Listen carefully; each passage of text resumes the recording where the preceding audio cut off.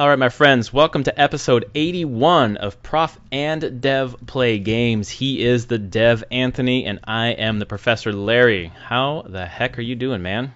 Pretty good. Yeah. We've now reached 9 times 9. 9 times 9, 81. That's true. And you can tell I'm a dev because that's the first thing that came to my mind when you said 81. I was going to say, you think in numbers. I definitely A little do not. bit.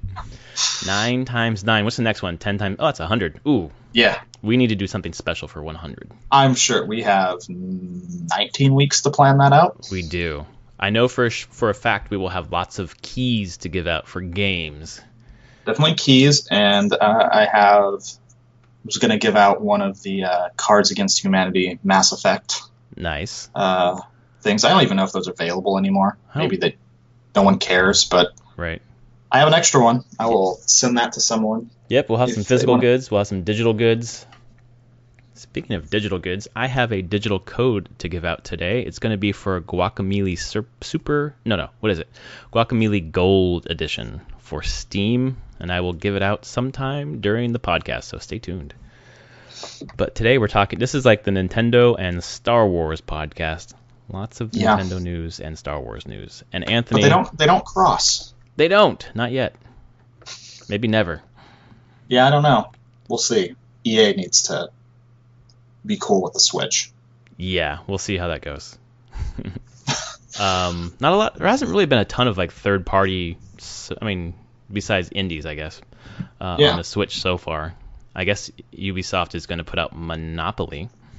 Yeah. But I guess that leads us into our discussion now. Sure does. Nintendo Direct. Yeah.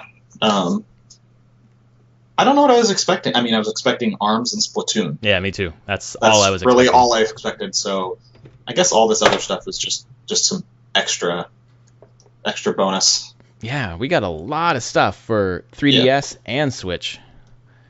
And I'll be honest, a lot of it I'm not that excited for. Yeah. But it's there. Do you want to... But there are some stuff that was interesting to me. Do you want to run down the list of games from the 3DS all the way through the Switch, and then we'll go. Yeah, back I'll just and run through. And this is going off Nintendo's site. So, Battle Chasers Night War. I have heard of that before. That was a Kickstarter. Bye Bye Box Boy. That's out, right? Yeah, it came out the day of the Direct. Direct. Cold Sept Revolt. Disgaea 5 Complete. Ever Oasis. Fire Emblem Echoes. Hey Pikmin, Kirby's Blowout Blast, Mario Kart 8 Deluxe, Miitopia, Minecraft Switch Edition, Monopoly for Switch, Namco Museum, Payday 2 for Switch, Puyo Puyo Tetris, Rayman Legends Definitive Edition, RPG Maker Fez? Yeah, FES people were saying, yeah. Samurai Showdown 4, Sign More EX, Sonic Forces, Sonic Mania, Team Kirby Clash Deluxe, Ultra Street Fighter 2, The Final Challengers.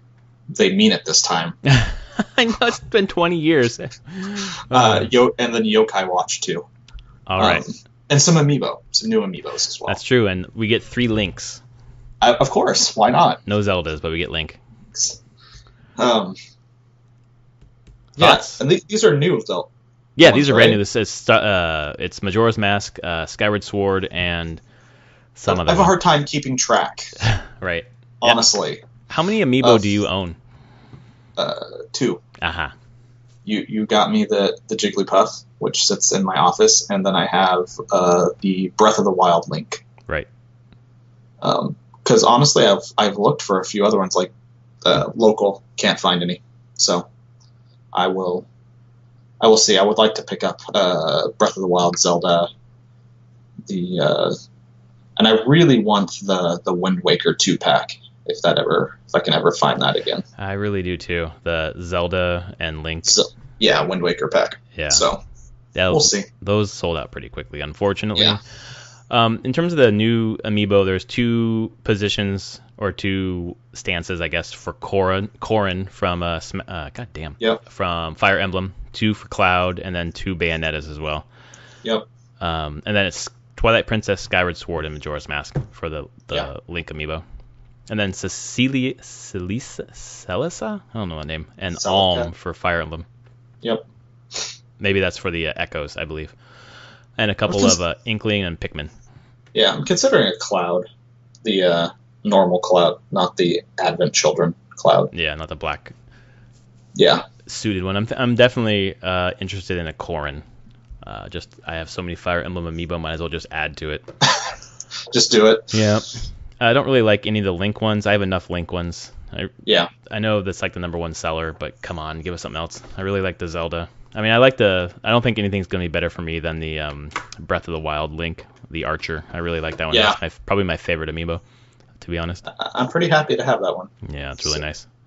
So, I mean, they did that, and then they just kind of went into a stream of a bunch of 3DS games. Like, really fast-paced, too. Like, yeah, that headline here, is kind of... Here, next. Any of those stand out to you? Anything that was interesting? Cold Sept Revolt. Oh, okay. I know of Cold Sept from... God, when's the last one that I played?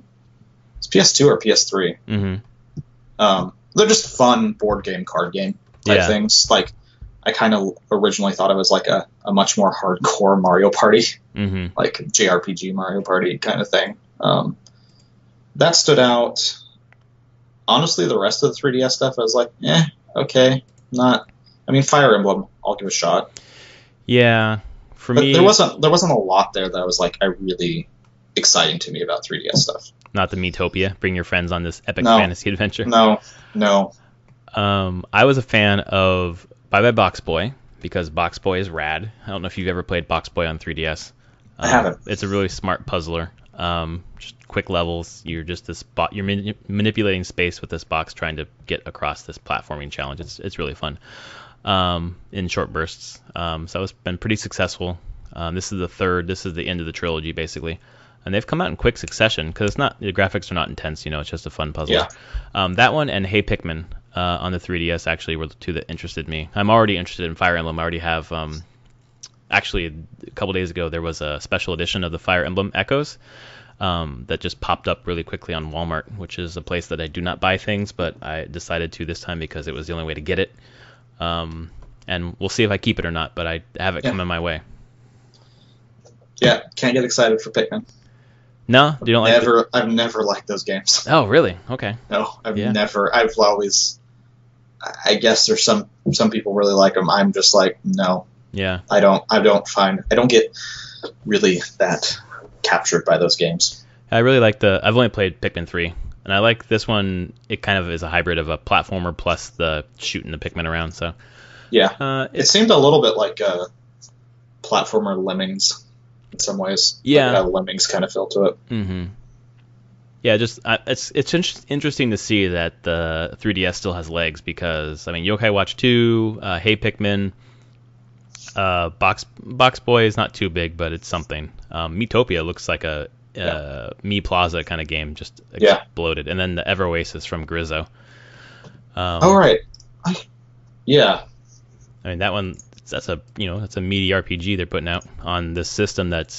I mean, obviously there's so many in the wild that they're not gonna turn their back on it. But you got to think that the Switch is eventually going to take over for both it and the Wii U. Yeah, I'd probably give it a year or two to slowly ramp things down. Well, there's no reason to sunset it when there's so many 3DSs out in the wild. They can make money off the software versus the Wii U. They weren't selling much on it, I don't think.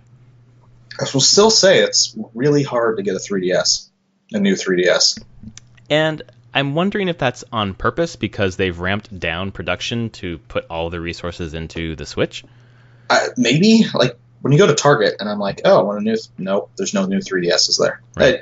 I was there looking for Amiibo, but this is, like, in downtown Seattle. Nope, no new 3DSs. Well, that's interesting. They should have... You would think that they would have them there. Yeah, and for the most part, they're usually... Well, I think I've seen them there one time, but you're usually just none. And there's another Target and an outlier of Seattle that I go to regularly, and they usually don't have new 3DSs as well. Mm-hmm. It's kind of crazy. So yeah, I think you're right. I think they're slowly fading out. Right. The So the 3DS, I mean, but this is really the actual direct was really about Switch stuff. Yeah. So of the games that you listed earlier, I mean, I know you don't have a Switch, but of those Switch games, what stood out to you? I really want to try ARMS. Yeah. I don't know if I'll like it or not, but it's different enough that I really just want to try it. It could be a lot of fun, and it looks kind of ridiculous, but in a good way, in a Nintendo ridiculous way. Right. So that looked interesting to me. Disgaea 5 complete. I would totally take a tactical RPG on portable. That's there. Beyond that, I mean, it was kind of more nostalgic stuff. I don't give a damn about Payday 2. Nope. And people should know how those devs treat their console customers. So just, if you don't know about that, look it up. Just hit Reddit, you'll find it. I was pretty excited to see Battle Chasers. Yeah, that looks really good. I didn't know anything about that game. It's a Kickstarter. It's based on Battle Chasers was a comic from a long time ago. I'd never read it, but when the Kickstarter started a year and a half, 2 years ago, for this game, done by the guy who was the artist for the comic, a lot of my artist friends came out of the woodwork to promote it. Really? Because they just loved that comic, and it has really great art. So it's just one of those things where I'm like, oh, it's really cool, and it's cool to see it's coming to Switch. Yeah. And they probably have there's a lot of good, positive stuff for them being on that platform right now, and especially earlier for that Kickstarter being because I think it's going to go. I don't think it's exclusive to Switch. No, I don't think so. But I think it'll just lead potentially and be on PC. But it's a Kickstarter, so they want it to be on wherever they promised it to be. I have to go look. But that was exciting to me. Mario Kart's still Mario Kart. It looks awesome. I'm not sad to say, but I was like, wow, I'm really bad at it, but man, Street Fighter 2. There's just something about when I see Street Fighter 2, I'm like, I want to play more of that again. No, it's every time that I see it, I think the $40 price point is too high, and then I see it and I think I spent hundreds of hours playing that game on the Super Nintendo. There's no way that I don't buy that on the first day. And that's just it's just in my DNA to play that game. And I have 4, I have 5, but there's something about 2, and 2 is still really good. Yeah. And we're getting 2 new challengers. We're getting, what is it, Crazy Ryu and Weird Ken or whatever? Yeah, exactly. Yeah. That's the name. Fucking, the same characters, right? You couldn't... Yeah. Whatever. And then you get the first-person mode Hadouken throwing thing, which is really weird. Gimmicky. Totally gimmicky. But yeah. It's totally the thing of, hey, look at Nintendo wants us to use blah. And so being in the dev side of this, whenever companies are doing things like that, saw it with Peggle 2 for Xbox One and PS4. There's just a thing, if you want to be promoted by the console company, the hardware manufacturer, you got to do these things. Yeah. It's obnoxious. It's totally obnoxious, but you're like, guess we're doing it because we would like them to put our game on stage or co-promote it in the sizzle reel, whatever. Right. Otherwise, there's nothing for them to show. Yeah, because they want to sell their hardware. Right. So I guess for me, as a Switch owner, the thing that I really like about what I saw and reflecting on what's happening now, I feel like Nintendo or the third-party portfolio manager is doing a good job of having different kinds of games. If you look at what was on there right now, it was Fast RMX, which is a racing game. You have the platformer Shovel Knight. You've got this Mr. Shifty, which is kind of like a Hotline Miami thing. The Rogue rogue-like Has-Been Heroes. There's just different... Oh, and also I Am Setsuna, the RPG. It's just different genres. Just a lot of variety, and I think that's what I saw here too with these games. Disgaea, Battle Chasers, both RPGs, but different kinds of RPGs. Mario Kart, obviously racing. Puyo Puyo Tetris was puzzle. Rayman Legends again, but it's a platformer. Sonic Mania, old school platformer. Street Fighter fighting games. Just a lot of variety here. Yeah. Minecraft now. Oh yeah, Minecraft, which I would assume is going to be huge. It just, honestly, yeah. Having Minecraft on your platform is a good thing. And so quickly. Hurts. So quickly. Yeah. I just never Which got is into funny it. because it's Microsoft.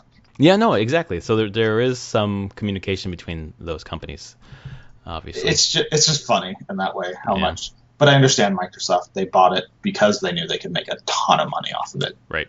By having it everywhere. Yep. So. Yeah, I think off this list for the Wii U, Battle Chasers is kind of on my radar. Disgaea is on my radar. Definitely going to buy Mario Kart, Puyo Puyo, and Street Fighter. And then Sonic Mania is also on my radar. And right there, you now have games, a good chunk of games for the next half of the year, really. Right. Or at least till Mario comes out. Like, there's stuff for you to play. Right. And, even before that, before ARMS comes out and then before Splatoon 2 comes out, which those are two things we didn't even talk about yet because those are the big ones for this. ARMS comes out, excuse me, I think it's June 16th or something like that. Yeah, middle June. And it has a lot more depth than I thought it would. Changing the hands, and I'm not sure about the perspective. The jury's out for me. I need to try it to see if I would like it or not. It seems like a fun game to pop in and out of, but I don't know if there's a lot of, if it's the game for me. Yeah. As opposed to Splatoon. Splatoon I'm certainly picking up. And they showed the kind of horde mode for Splatoon. Yeah. Fighting the crazy zombie salmon. So there's new stuff coming there as well. Yeah, I think that's really... Those two games help in more of the, like, when you're talking about different game genres. Splatoon, you got your shooter. Yep. Like, your very Nintendo-esque shooter, and ARMS, you've got your quirky multiplayer game. Right. So, I feel like they're going down the list, like you said, and just checking the boxes. Like, all right, do we have this type of game? Do we have this type of game? Like... Well, and it's try to get as many people to go like, oh, there's something on this console I want to play. Right, there's something for me, exactly right. And I think they've done a good job of responding to the criticism that the Wii U had when there were a lot of droughts, and then there were games that there wasn't a lot of variety. You didn't see a ton of RPGs on the system, for example, and we're getting some good ones out the gate. Like for example, Disgaea 5. If people really want it right now, it's out now on the Japan eShop, and because it's region free, you can get it through Japan. And it plays in English, so you could have it now.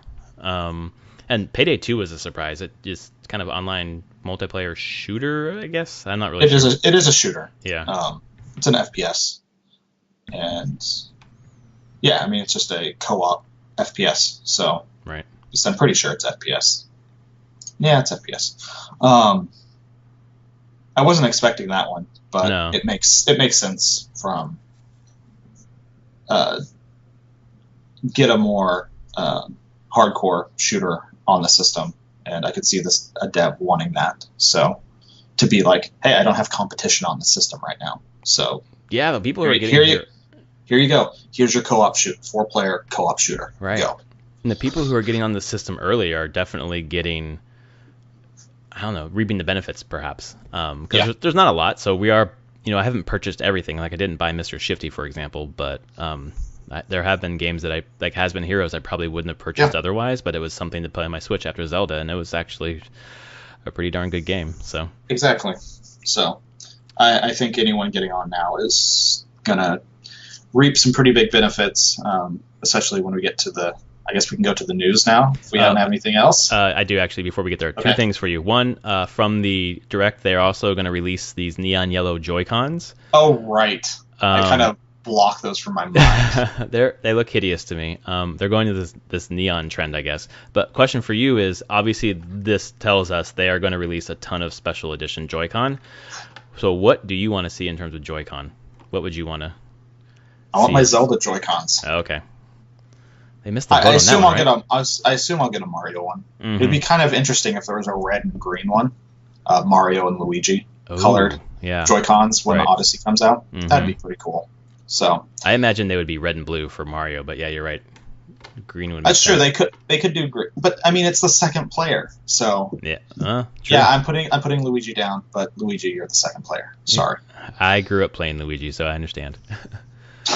you got kicked to the second player. I was the younger brother. Yep, I played second player. Also the best player. So. There you go. Yep. I want to see Joy-Cons that change shape. I want to see like contoured back Joy-Cons.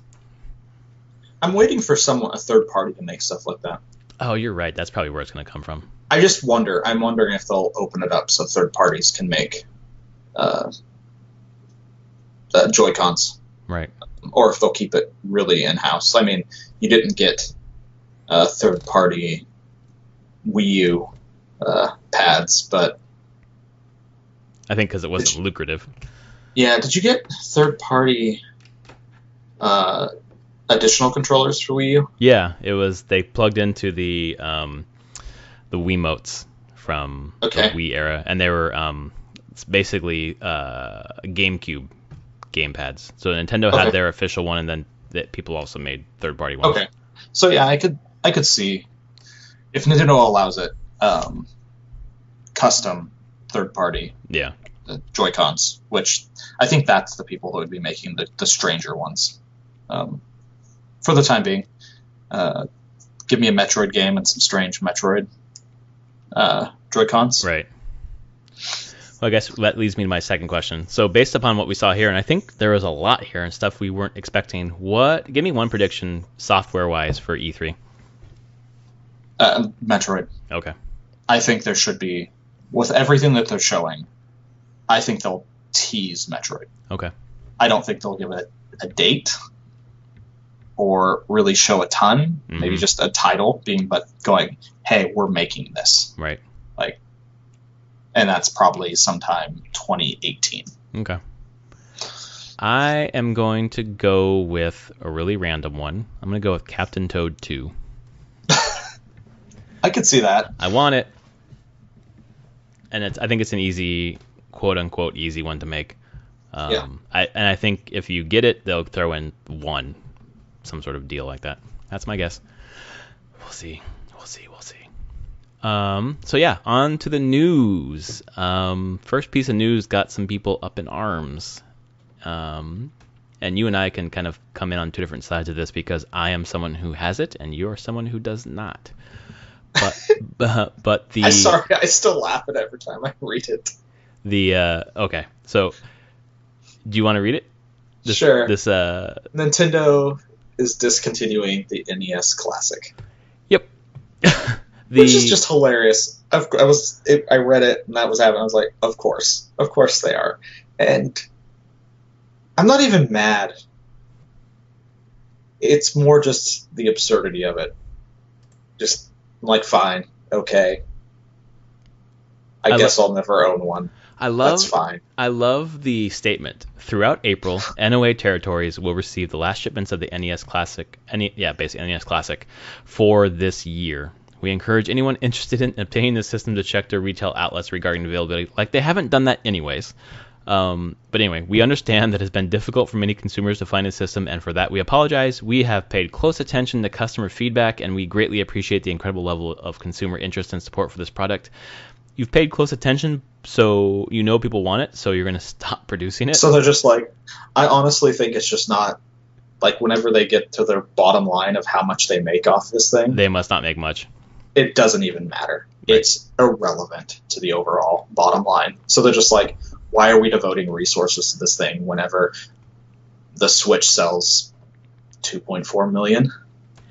And it wasn't ever intended to be, and this came from IGN later, wasn't ever intended to be a long-term product. It was really just a holiday quick little thing to put out.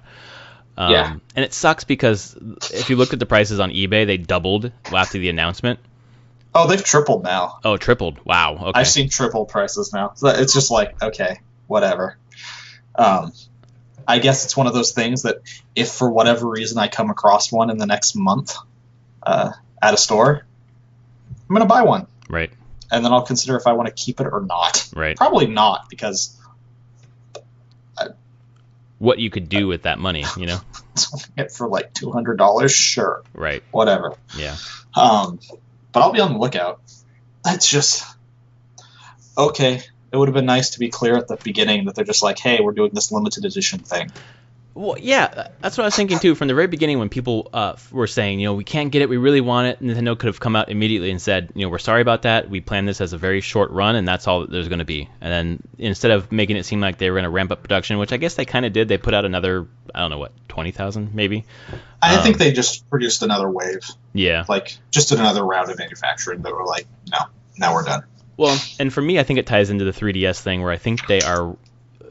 All manufacturing resources are going to the Switch.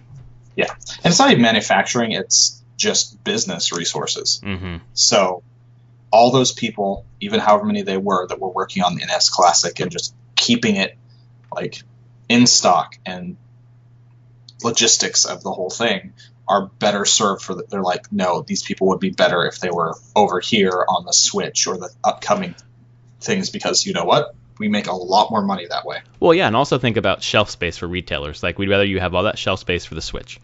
Yeah. And also, there are some people who are, I think, just praying to God this is a hint that Nintendo's going to make a virtual console announcement. Like, imagine if they had, like, you want to play those NES, those classic Nintendo games on the go? Well, here you go. Like, here's a Nintendo Classic pack for the Switch, only available on the Switch. So get a Switch, then you can get that pack.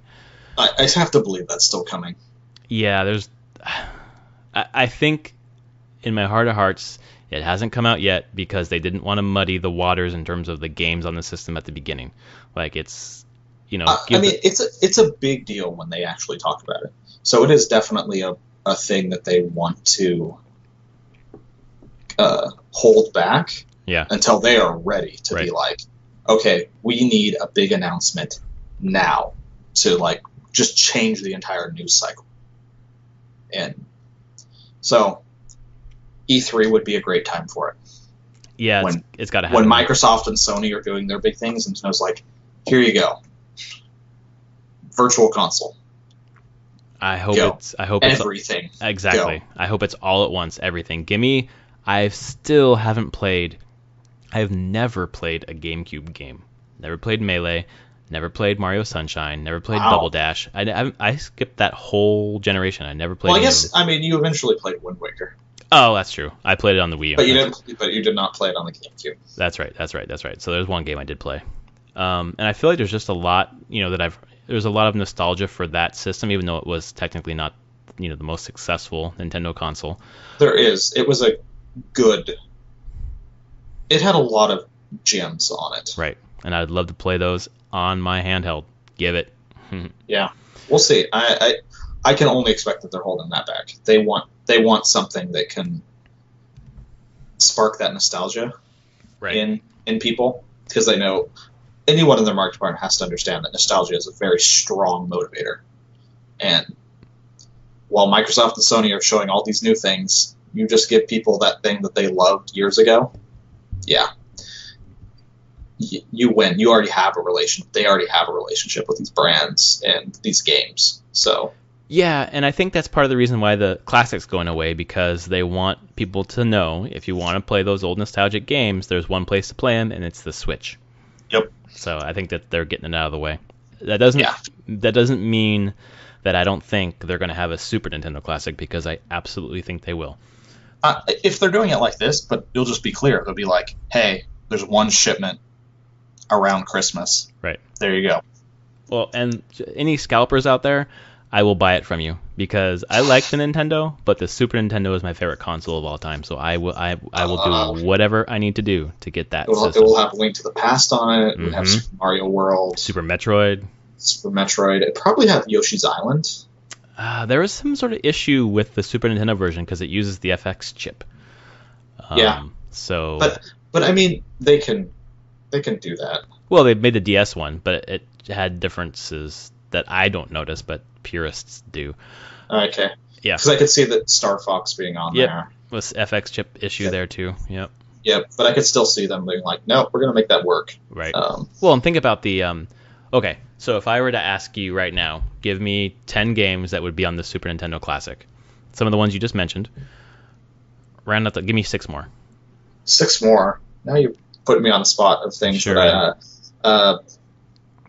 Or we can fill it out together. Secret of Mana. Secret of Mana, absolutely. Definitely one of the Final Fantasies, probably 3, which was 6. 6, yep. That would definitely be on there. I'd put Mega Man X. Yeah, Mega Man X. Oh my god, I played so much Mega Man X. What else did I play? I mean, if they're going third party and stuff, Street Fighter 2. Yep, Street Fighter 2. Super Castlevania, or Castlevania 4. Yeah, yep. Be on there. You know what? Donkey Kong Country. Yep, Donkey Kong Country. Maybe all 3. Probably just the first No, one. just one. Let's be real. You know what my favorite Super Nintendo game was? No. Okay, let me rephrase that. My favorite was Super Mario World. One of my favorite was Goof Troop. Really? You ever play Goof Troop? Nope. Man, that was such a fun puzzle game. I loved the shit out of that game. I would rent it every weekend. So good. Chrono Trigger, potentially. Chrono Trigger. That would be a good one on there. Mario Kart, original Mario Kart. Original Mario Kart. I don't think Uniracers could be on there, but I would love to see that. Oh, I remember Uniracers. Oh my god, it was so fun. Yeah. Love that game. Rock and Roll Racing. Yeah. Oh, jeez. There's a lot of so many good games. It won't be on there, but a game I loved on Super Nintendo, and it's probably, I would say, probably a sleeper hit, ActRaiser. Oh yeah, right. I love that game so much. I've even played that through on emulation a couple times in the past. Like start to finish, all the way through. Yeah. Probably Super Ghouls and Goblins would be on there. Yeah. Pilot Wings? Pilot Wings, yep, absolutely. Oh, yeah. Oh, no, wait. Pilot Wings. Was that Super Nintendo? There was a Super Nintendo Pilot Wings. Okay. I had it. Okay. That's the first one. Right. Okay, And I guess that's it used crazy. N64 for some reason. They did a Pilot Wings 64, didn't they? Yeah, I think it was a have an launch N64. title, wasn't it? Maybe. I didn't play it. Yeah. Man, yeah. Yeah, I want that. Or honestly, I want to Switch with all that. I don't care. Yeah, no, I think just that'll give me happen. Absolutely. I think that's on the way. I hope you're right. Like, here they are. Here's the Nintendo all the way through, all virtual console on one system. That's enough to buy the Switch itself, I think. Yeah. Yeah, okay. Sorry to take that trip down memory lane, folks, but No that's fun to think about. We do have one more piece of Nintendo news, and it's the fact that the best-selling console in North America for March was the Switch. It sold 906,000 units in North America. And in the world, 2.4, which was 400,000 more than Nintendo said that was their goal. Yeah, beyond their goal. And it's 300,000 more than the PS4 sold in their first month. Right.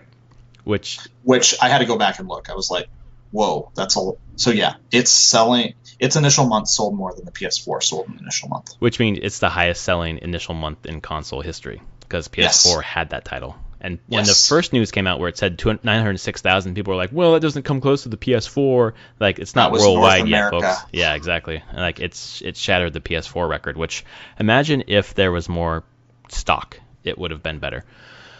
Yeah, and Zelda sold over 100%. I love attach rate. The attach rate. Which is probably, I mean, there's collector's edition stuff, but it was like 25,000 more copies. But I bet since there's no region locking, I bet it's other regions getting the English version of Breath of the Wild. Yeah, and anecdotally from forums, NeoGAF, Reddit, people were buying the Master Edition or whatever it was called, plus the regular edition. Collectors buying all of them, like you said. And also people who don't have a Switch yet, but bought the game anyways in anticipation. Because that's, they want to buy this new shiny thing. They can't, but there's Zelda. They know they're going to play it anyway, so at least I'll buy one thing. So, yeah, Switch, the attach rate for Breath of the Wild on the Switch, more than 100%. In North America. In North America, right. Yeah. It's ridiculous, and it deserves it. So, this is really good news for Nintendo. Really and good. I feel like you'll see a lot of... I bet, unfortunately, we'll see what April ends up being, because there's just a drought. Like, I haven't seen any stores with them, really. And right. GameStop got a shipment. Amazon got another shipment, I believe, but went away. The Nintendo store in New York, Toys R Us, just slow and steady. But not. Walmart had a couple. So I'm afraid that's what the narrative will be, where PS4 or Xbox One will be on top again because there was no supply for the Switch. Yeah. But honestly, this is a slow month for all of them, the consoles. So perhaps, I mean, I think the PS4 this month or for March had something like 400,000 units. So it could beat it. Who knows? Yeah, it'll be interesting. But this is at least enough where I feel like you're going to start seeing, probably at E3, EA announcing some stuff. Like, being like, there's a market here, we should put stuff on here. Right, and Ubisoft putting their... Yeah, Ubisoft is already kind of early adopting, like, putting some stuff on there, but... Well, so far it's just Monopoly, right? Oh, no, it's also Rayman. Yeah. Yeah, I mean, it's small things. It's, like, easy stuff to do. Right. But it's kind of like, it's an olive branch to Nintendo, and like either way, and I expect with announcements like this and the units sold, you'll see more of the big publishers being like, sure, let's put some stuff on there. Yeah, there's enough of a market, we want to have our things there. Well, so. I think you're right about the E3 being the time where the third parties say and Switch. You know, it's not going to be Red Dead whatever 3, but it's going to be. No. I still think it's going to be Assassin's Creed. Yeah, I think Ubisoft will probably do an Assassin's Creed. I don't know what EA would do exactly. Well, I mean, they're putting FIFA, so... Yeah, their sports. I could see them definitely trying to get their sports stuff over. I don't think they'll get this next game on there, though. No, they will not. So we're going to move into this really exciting news, and we'll have you take it because you are the resident nerd for all this stuff. So this weekend, starting Thursday, ending today, was Star Wars Celebration in Orlando. And then all the other Star Wars news coming out. EA had a panel yesterday, Saturday, and it was all about Battlefront 2. They showed off a full trailer. They brought out heads of the 3 studios working on it, DICE, Motive, and Criterion. And they just basically talked about what will be in the multiplayer, it's going to have a single-player campaign, talking about that, which is a very interesting single-player campaign, I will say. Yeah, I'm so excited about this. It is such a weird... I don't know how I feel about it. Because I don't know if I want to play the bad guy. Yeah. I think it's hard. It's really hard in Star Wars because the bad guys are literally space Nazis. Right. Like, no joke. They are... I mean, I guess maybe they've talked about showing that the footmen aren't necessarily that. They're just following orders, but they're space Nazis. So it's really weird to be playing from that perspective of someone who is special forces in the Empire.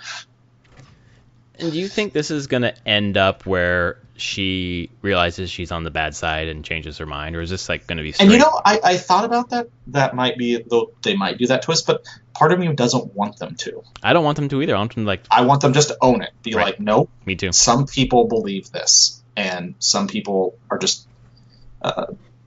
This is the mindset. They are for the Empire. Me nerding out, listening to people, like the planet that this main character is from was a planet that the Empire didn't conquer.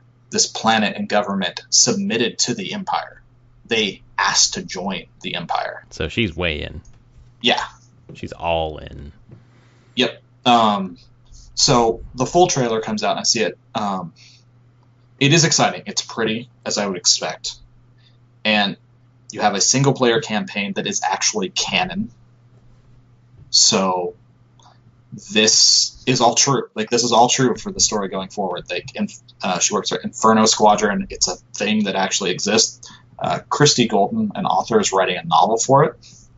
The backstory, it takes place from Return of the Jedi, I think, all the way through Force Awakens timeline. Yeah, it's a 30-year stretch in this campaign. So it basically shows Death Star 2 gets blown up over Endor, and basically the rise of the First Order, and how they pop back up in The Force Awakens. And so, I don't know, it's way more than I thought I was going to get out of a Battlefront game.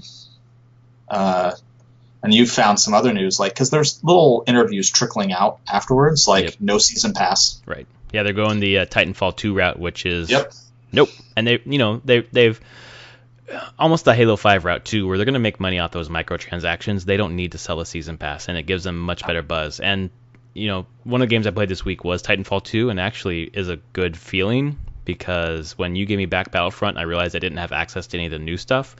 It just sucked. I know that season passes are to make money, but come on. Yeah, you can there's make money other other ways ways to try it now. Yeah, right. And the exciting thing is that we'll have from the get-go space combat. Yep.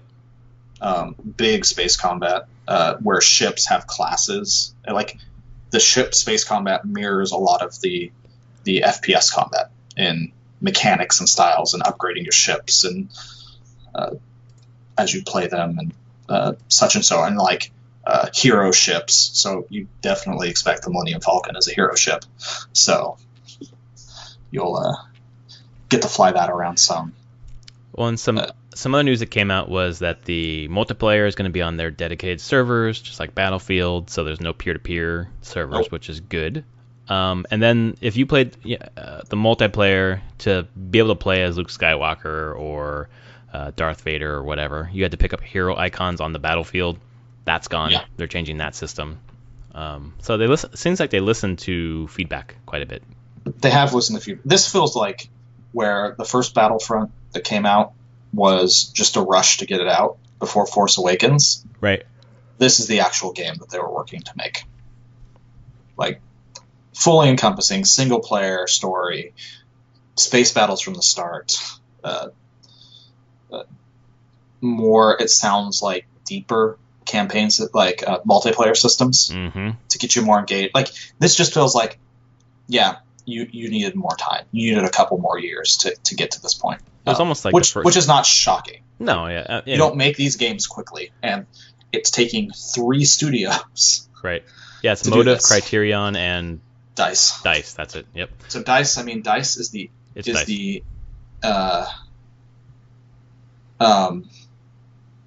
probably, it's the engine. They do Frostbite and the whole thing, and they control that. I bet they're doing a lot of the multiplayer, but I'm pretty sure Criterion.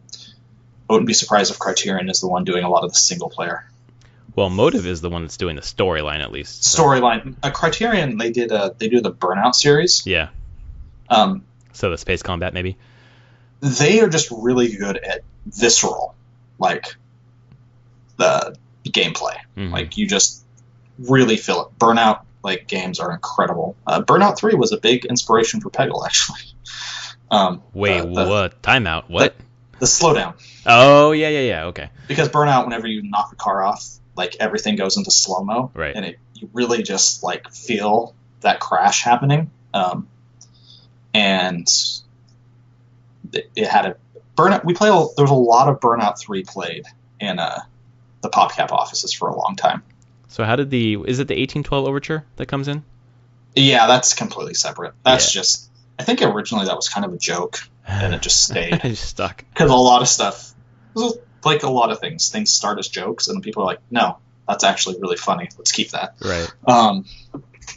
But I will always have a place in my heart for Criterion, and just their level of detail to making you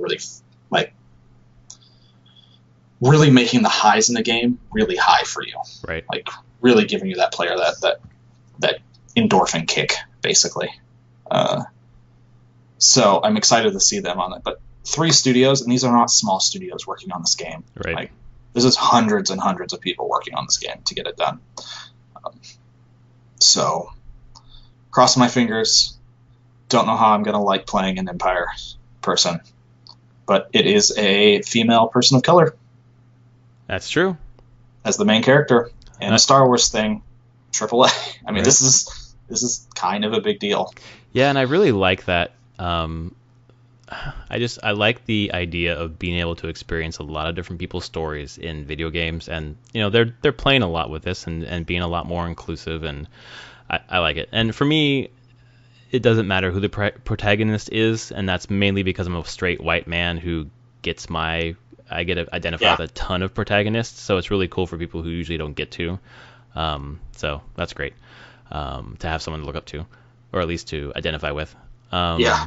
I don't know if I'm going to want to look up to this person. Yeah, that's why I changed look up to. Exactly. I do want to end this section with what EA said. EA said we listened to the feedback from the Battlefront community loud and clear. We know they want more depth, more progression, and more content, so we're focused on delivering that in every dimension of Star Wars Battlefront 2.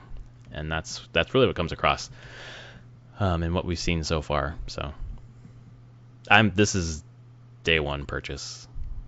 I think so for me as well. I have to figure out if I'm going to get it on PC or console. Yeah, I haven't decided that either, because shooters, I usually like mouse and keyboard. Yeah, but I also know a lot of people will be playing this on console. I think so more will be playing on console probably. That's what was true with Battlefront. So yeah, so we'll see. It's exciting.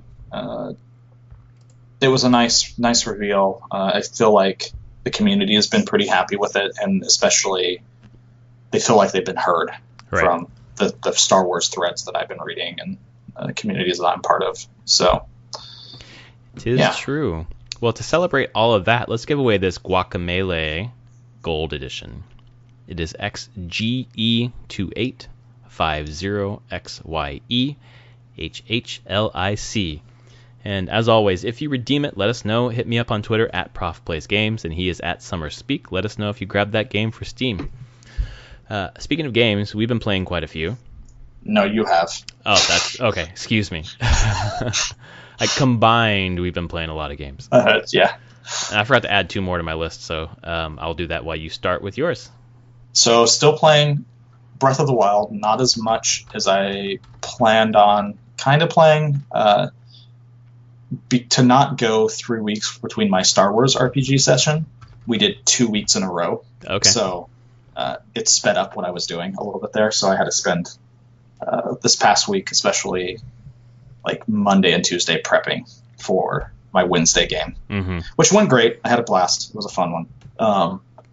But basically, I played a little bit Thursday. I've played a little bit every day since Thursday, and then yesterday, Saturday, I played for like 3 hours with the kids, and just I didn't do anything but explore the zone and area that the Rito village is in. For 3 hours? Wow. Yep, I just went. There's like big snowy mountains there. Mm-hmm. I just was like, I'm going north. There was a labyrinth there that I did. And then there's just a ton of mountains, and I just went all through those mountains. There's like 4 more shrines I found in there, and all weird kind of places. Mm-hmm. Like you can't see them. Like there was one that I could see from a peak, but the other ones were hidden underground, basically, or under cliffs. So very sneakily, like you only see these if you continue to walk by. I found hot springs. I hadn't found hot springs before. What do you do with the hot springs? It heals you if you're in them. Nice. Just walk in and you start getting healed. And there was like opals and stuff. And I found like a person who had a cabin at the top of one of these snowy mountains, and it was basically shield sledding challenges. Oh, fucking awesome. I just random stuff that I'm finding. I found this weird, like, and at the center down the mountains is like a river kind of thing. So I went down to that and found a bunch of stuff where you could bomb and get air jets up. And a lot of them just went to places where you could get really good mining. But one pushed you up, and there was like torches on like a cave in the hillside. So I flew in there, dropped down to a pool of water, really short, wandered in a cave, and there's a shrine in there. Because why not? Because of course there is. Of course. Found a ton of Korok seeds. So many Korok seeds. When you're cruising around, do you have the shrine Sheikah sensor on? Nope. Oh, good. I feel like there's too many shrines to make it worthwhile. Right. Maybe when you get down to like the last 10 or 15. Exactly. I could turn it on then, but yeah, at this point I was like, I know where all the there's so many shrines I don't know where they are. But yeah, I mean, we did that, and the kids were watching. We were just exploring and having a great time. And yeah, 3 hours, one zone, and I still feel like I missed probably stuff in there. Yeah. But yeah, just going around. I have to go turn next time I play. I need to go turn in 12. I have 12 orbs now. I've done 60 shrines, so I've done half the shrines. Okay. You're just ahead of me. I'm at 55 right now. Yeah, this last chunk put me over. Actually, I might be at 61. I actually might have 13 orbs now. Mm-hmm. I don't know. There was a number I found, and I fought some stone taluses and just all sorts of crazy stuff. The game just always, every time I spend at least some amount of time with it, delivers something to me. So, and I just realized that there's definitely zones where I didn't really explore that much, and I'm like, I just want to go, like, there's mountains there. I want to go look at those mountains. I want to get to the top of them and see what I can find. So, I did, and my kids loved it. I had a good time, so it was a lot of fun. It's just, I, like you, have been stuck in this game's orbit, and unlike you, I've been trying to get out to play some other stuff, and I just kept coming back. So, I finished it after that, when I went to the conference last week, and I bounced around to a couple games, Has Been Heroes and whatever else, and then this week I bounced back to the PS4 and played Titanfall 2, finished that campaign. It was probably took me 2 nights, so then I bounced back to Breath of the Wild, and then I bounced on to something else, and I finally have hooked into something. But it was like 3 or 4 nights ago, laid in bed with my wife. She went to sleep, and I was just going to get 2 shrines. I needed 2 shrines to get another stamina wheel or stamina upgrade. Yeah. I played for 3 hours. I just didn't. I was like, oh, what's over there? What's over there? What's over there? Kept going and going and going and going. And it's just that hook of that game, man. Is just there's always something around the corner. Always, it's either something small like a Korok seed or just climbing up high and floating around. I did that damn labyrinth up north of Akala. Oh, you did that one? Yeah. I didn't do that one. I did. You haven't done the big one yet. Okay, yeah. There's the small one over in the north, on the west, east, yeah. West. Northwest, right. I just got to that one. That's where I'm at right now. Yeah, in the big snowy area. Yep. I went to the Akala one sometime many weeks ago and got my ass handed to me. Okay. I landed there and was like, oh god, guardians everywhere. Right. I am unprepared for this. I had just got to Akala. So I feel like because one of the times I played it during the week, I actually went to around Hyrule Castle. Mm-hmm. And I was just taking out guardians like no one's business with the Master Sword. Time to go back to the labyrinth then. Yeah. I figured out the trick to it. I was looking at it, and I figured out how to find my way around it. I can't believe it didn't dawn on me earlier. I was like, oh. So I did the thing, got to the end, you get the shrine, you come out, and something happens, and you are just surrounded by guardians again. And it's just like, it was like 4 at once. It was so crazy. I was like, I'm dead, but I managed to get out of it. I just felt like such a badass. It was great. That game's rad. It is rad. I am still enjoying it quite a bit. So yeah, I played Titanfall 2. There's one stage of that campaign that I absolutely hate. This one, if you've played it before, there's like this level where they're putting together prefabricated houses, and it just seems to go on forever and drag and wave after wave of enemy, just really boring. But the rest of it was really smart, really well done. I understand why people liked the campaign last fall.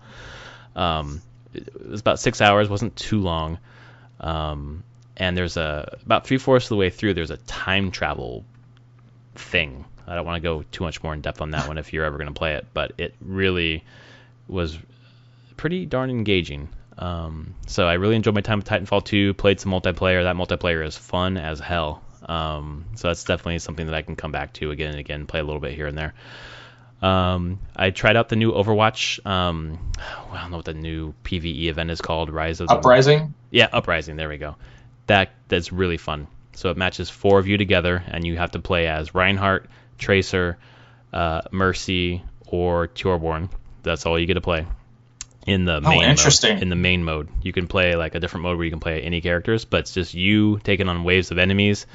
But then you're progressing through a map trying to get this payload, and it's telling you the story of these 4 characters and kind of the early days of Overwatch before the fall.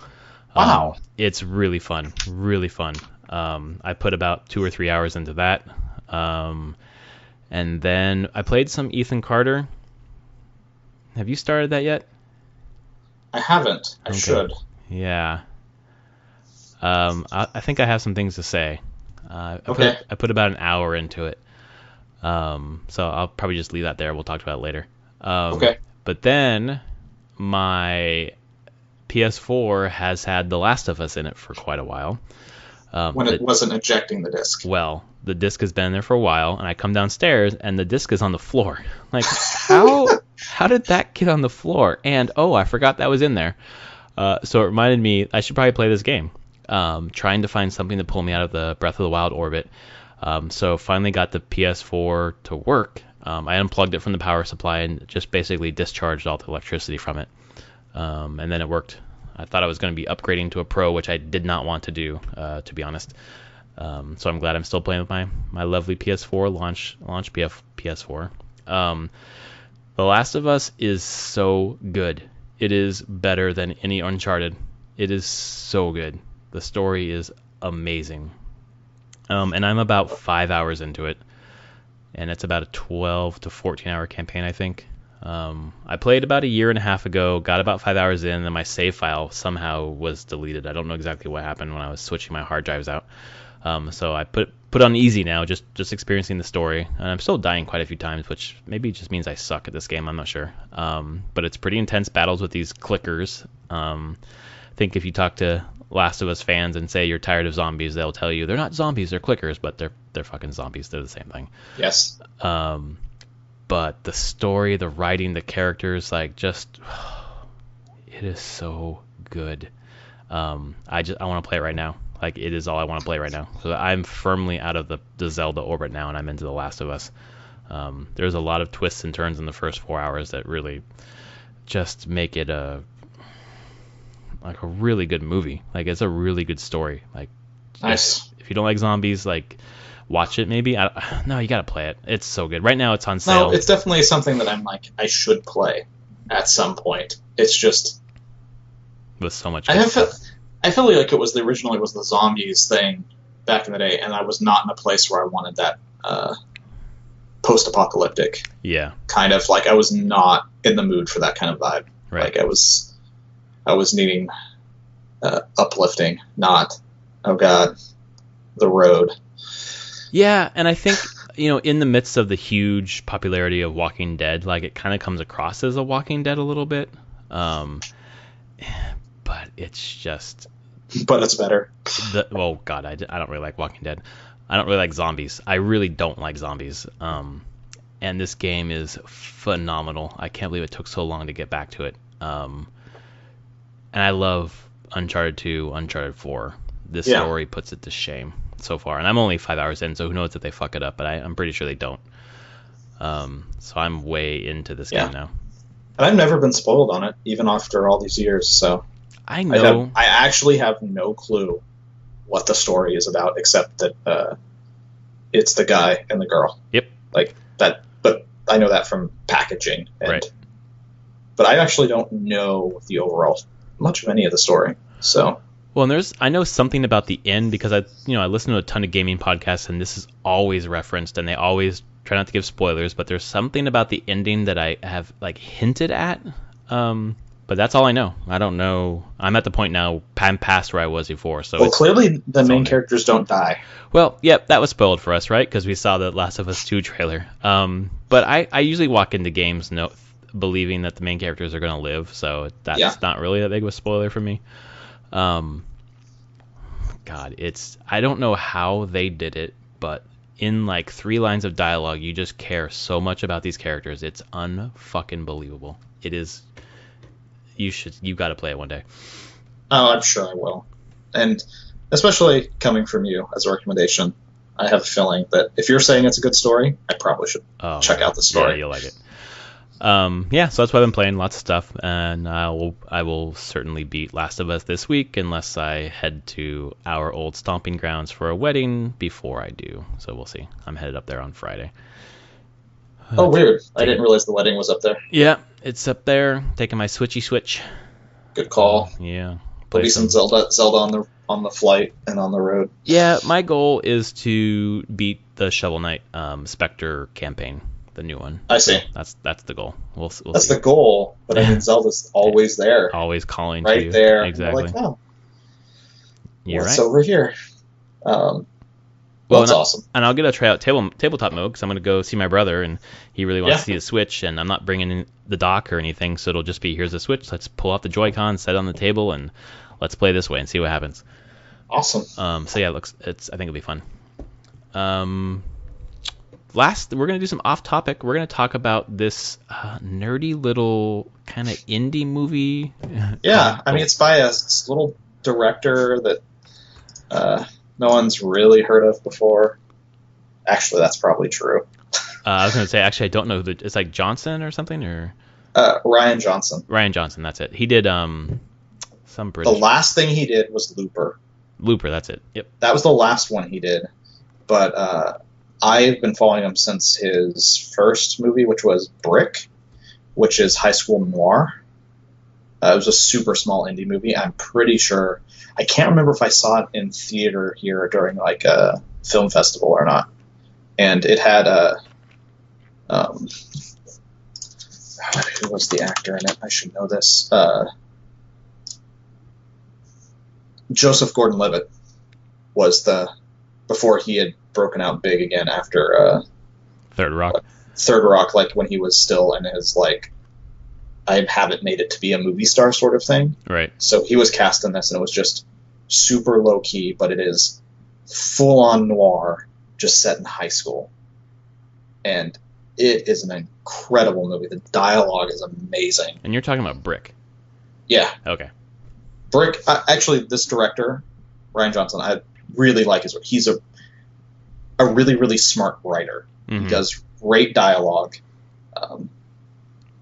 He spends a lot of time making every word count. So detail is important to him and everything. So it's cool to see him doing this new thing. And I haven't let myself... The Last Jedi. That little indie hit. Indie hit. I'm just excited. Like, I've been excited for this movie, but while I watched the celebration stream where they did the panel for this, and he was out there talking, and it finally hit me that going like, oh man, this director that I've seen, love the movies that he's done, just love the way he makes movies. He's making a Star Wars movie. Oh my god. And then I saw the trailer, I'm like, this is his movie. Holy shit. Let's be honest with the audience. You didn't just see the trailer. You saw it 12 times? I'm watching it again right now. Yeah. This is like the 14th or 15th time I've watched it. Right. It's a teaser, so who knows what any of the overall story is going to be. But what do you think about that last line from Skywalker? I think as a religious order, he is wanting the Jedi are done. Yeah. Like, from his perspective, to have balance in the Force, there's no more Sith, no more Jedi. Like, stop being religious about it. You can't stop people from having the Force in Star Wars. Like, that in the lore, that just... There are people that aren't Sith and not Jedi that have the Force. That's just... Some people do, some people don't. Right. So I think it's just burn down those structures. Like, be like, nope, this is never going to work. So that's kind of my thought of the whole thing. Is he's like, Rey is probably coming there because it supposedly starts like right at the scene that the last movie ended. So on the hilltop, she's handing the lightsaber, and it's going to start like right there. Right. And I have a feeling he's just going to be like, no, I'm not going to train you to be a Jedi. There's no more Jedi. We're done. But in the trailer, we see her wielding the lightsaber with him. I think he'll say he'll train her, mm-hmm. but he's not going to train her to be like as a Jedi. As a Jedi. Got it. I at least that's my thought. I could be wrong. The trailer has some great imagery in it. So I highly recommend everyone check it out. I'm pretty sure anyone listening to this will check it out when it comes out in December. 25 million views already on yeah, YouTube. just of the main channel too. So right, that's true. You who is not as steeped in Star Wars as I feel like I've become over the past year. Yeah. Again, I've always been a fan, but doing this RPG now, and it's kind of just finding weirdly a common ground. Like, my wife's really into it as well now. Like, she's getting really into the lore and stuff as well. So we just kind of building on it each other. So we're just getting more and more invested in the stories and the characters. And I feel like for her it helped, and for me too, once they killed the extended universe. Yeah, just it cleaned it up a bit. Yeah, because everything, I had read some stuff back in like high school and then college, like some Star Wars books, but I had always come away with this feeling of like anything good from these has been mined to death, basically, like by EU authors. They're like a big character is Thrawn, who is now canon again, but not in the same way. Like, everyone loved this character Thrawn, and then they just started like, well, everyone loves it, so we're just gonna like write tons of material about him, and it just ruined the character. And I feel like everything good in the extended universe was just destroyed by overuse. Yeah, right. Well, for me, yeah, I'm not a big fan of Star Wars. It's all right, but it's become the new Lord of the Rings for me, and by that I mean the fun movie in December that I'm looking forward to. Yeah. For the last few years, it's been out in December. It's just a fun movie. I go with my father-in-law, and it's just fun. They're really well done.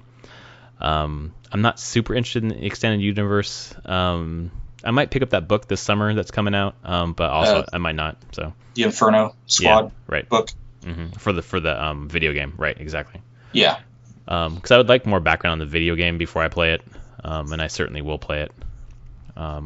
Not sure. Yeah, I'm watching Rebels right now, which is actually really, and then that was announced. It's the last season of Rebels is the 4th season, the one coming out in the fall. Okay. They announced that. It's like the showrunner is like, nope, we're going to finish the story. And on a high note. It is going to end on a high note. And in Rogue One, you saw you saw a droid from Star Wars Rebels. You saw the ship from Star Wars Rebels. So they took, like, these characters were in the final battle in Rogue One. Okay. So there's a very good chance that the thought is that it's probably going to end right around that battle. So you might see people from Rogue One in Rebels. I'm almost certain you already have. Saw Gerrera has been in. Okay. So Forrest Whitaker's character in Rogue One is actually a character from the Clone Wars animated series, who has also shown up in Rebels, voiced by Forrest Whitaker. So this is where Lucasfilm is caring about they have their story group that cares about this stuff, right? And they're intertwining all of this now. Like, any story that comes out officially now is canon, right? Like, it goes through Lucasfilm, right? They including this video game. Exactly. They're like, no, if it's going to be something said about Star Wars, it's going to be canon now, and we're going to keep this. There's I saw them on stage. There's like 6 people working in the story group. Well, it feels a bit to me like the Marvel universe, where the things are all thematically linked and they all cross each other. Yeah. So it just brings everything. It adds weight to each thing, and you kind of want to see everything. So yeah, it's helped me a lot get more and more invested in everything, and I've seen it with a lot of my friends up here are now getting really invested in Star Wars. Just kind of the universe, the fun of it. Right. Cool. Yeah, I'm looking forward to it coming out and the game. I'm more excited about the game, of course, but the movie looks rad. So. And it will be out. The game, I think they said November 17th. 17th, exactly, right before not spring break, Thanksgiving break. So it's like 3 weeks before this movie. Right. So nice timing. Oh, they're gonna nail it, and it's gonna sell a ton. Right. And yeah. Star Wars, I guess George Lucas has created our own modern day mythology. Yeah, Really? I mean, that's what he wanted to create with it, and that's what it's steeped in. What did he say? He said something at Celebration. They did a 40-year thing, and Lucas was actually there talking about. Yeah, it was him, Mark Hamill, Harrison Ford came out. They did a big tribute to Carrie Fisher. She's no longer since her passing. But Lucas was talking. He's like, I'm going to get in trouble for saying this because I wasn't supposed to say it back then, and I'm not really supposed to say it now. But he's like, these are stories for 12-year-olds. And then he went on to explain that it's based. He wanted to make a story that was very much based on like the mythological stories of the coming of age stories. Right. That you would read, like people would be like, no, you want to see like what it's like transitioning to adulthood. That's what this movie is, and that's the themes that he tries to push. So, well, and that makes it universal, and that's why the appeal is so wide, I think. Yeah. Except for Jar Jar, I don't see how that fits in, but no.